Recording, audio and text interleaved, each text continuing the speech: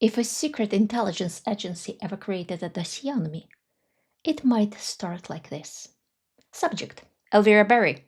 Occupation: author. Born in the USSR in the city of Gorky. Moved to Southern California at 26. Has written 17 books, both fiction and non-fiction. Creator of a growing YouTube channel focused on Russian history, culture, and politics. Developer of the Sphinx method, a psychological tool to uncover hidden personality types. Displays chronic resistance to authoritarian systems. Uncooperative with great leaders. Immune to state propaganda. Continues to believe irrationally that books, articles, and YouTube videos can change the world. Works for ideas, not money. Lacks healthy cynicism. Persistently idealistic. Possesses high level of self-confidence, focus, and willpower. Prone to taking on impossible tasks and refusing to quit. In other words, the type of person who spends years banging her head against a wall, convinced that one day it will fall. Guilty as charged. If this were a more thorough intelligence agency, they would certainly note that my personality type is that of the keeper ruler, as everything listed above perfectly fits that description. By the way, if you want to know your personality type, take the quiz on my website, link in the description below the video.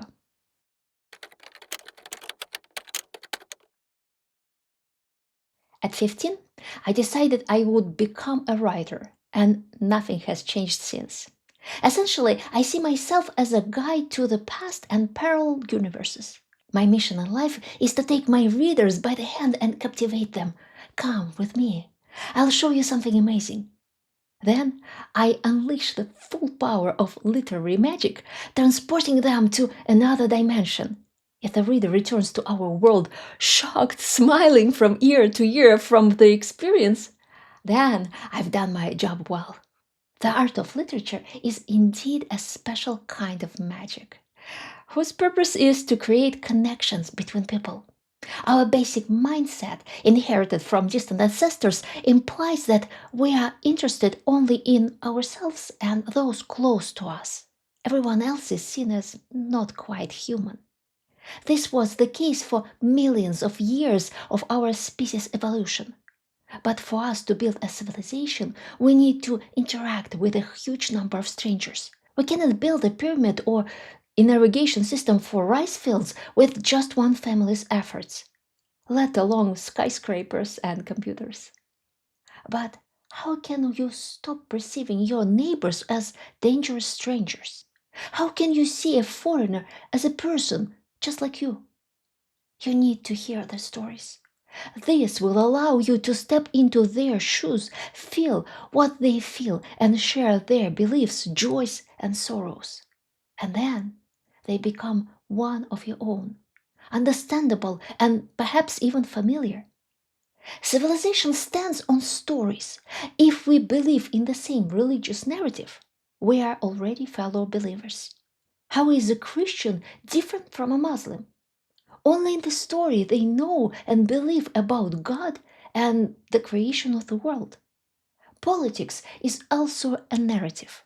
Belonging to a party or sharing its beliefs means knowing and believing in its stories about the world around us. The story of states is a narrative.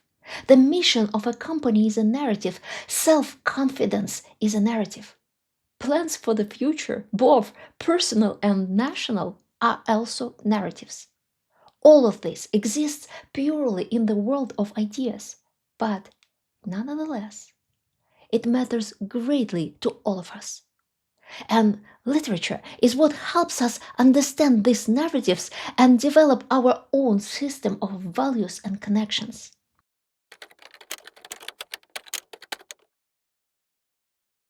I've carved out my small patch in this vast field.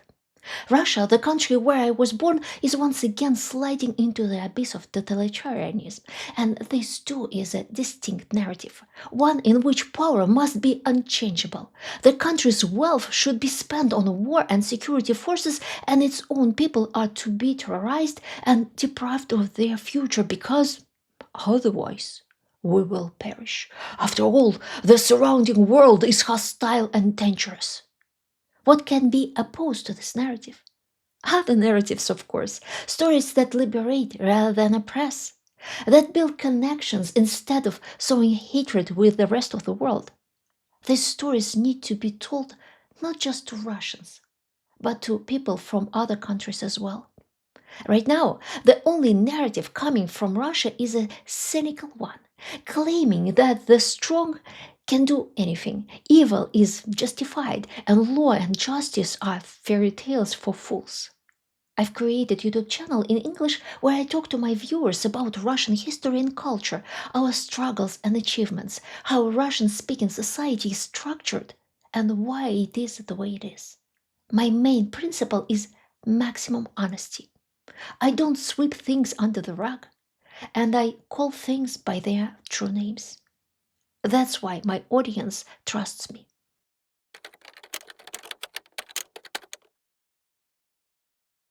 On my website, you will find books that cannot be published in Russia for political reasons. I write historical novels and talk about the 1917 revolution, the roaring 20s in Russia and China, and the birth of Stalinism. My favorite works are those that combine an epic scope, a vast array of knowledge about the era, and personal stories that warm the heart. In addition, I write adventure fantasy because it's fun. On my website, you can find not only my books, but also works by my students. They write beautiful, deep works worthy of the highest praise. Many of them cannot reveal their real names and do not have the opportunity to promote their books because they live in Russia and Belarus, where subversive thoughts can lead to long prison sentences. No Russian publishing house would risk handling these forbidden books. No state-run film company would dare adapt them into movies, and readers in Russia and Belarus would not leave reviews for them on social media. It's simply too dangerous. Is this a dead end? A brick wall? Let it be. I will still talk about what I think is necessary. My students and I will continue to tell our stories as long as we have the strength, and we will still change the world for the better, little by little, step by step.